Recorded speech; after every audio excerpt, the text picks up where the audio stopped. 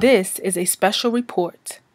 Since its establishment, NASA has accomplished many great scientific and technological feats in air and space, according to the NASA website.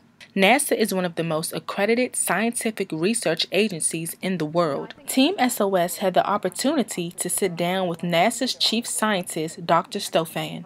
Dr. Stofan has been the chief scientist of NASA for almost 2 years. She is the third woman to hold this title and takes pride in her position. My primary job as chief scientist is to advise the NASA Administrator, Charlie Bolden, on science policy across the agency.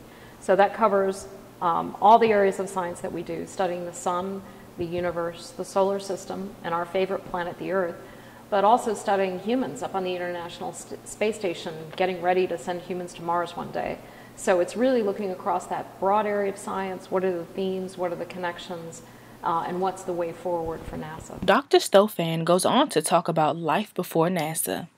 I started out at NASA's Jet Propulsion Laboratory out in California. I'm a planetary geologist. I study volcanoes on Venus, Mars, the Earth, and one of Saturn's moons called Titan.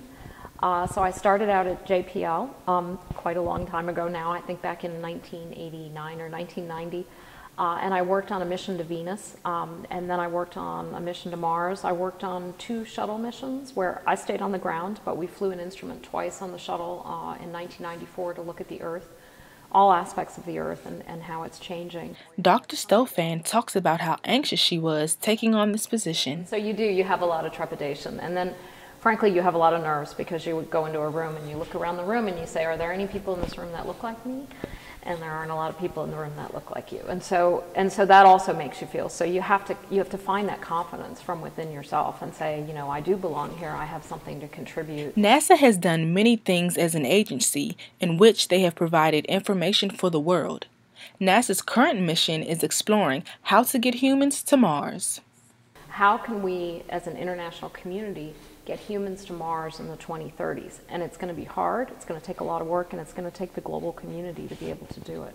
Mars, it's really a question of trying to understand the history of water on Mars, which is what Mars Express and the Marsus instrument we were doing. We were trying to figure out where's the water on Mars now, how deep below the surface of it is. And you might say, well, why should we care about water on Mars? It's so far away. Well, water is the key ingredient, we think, for the formation of life.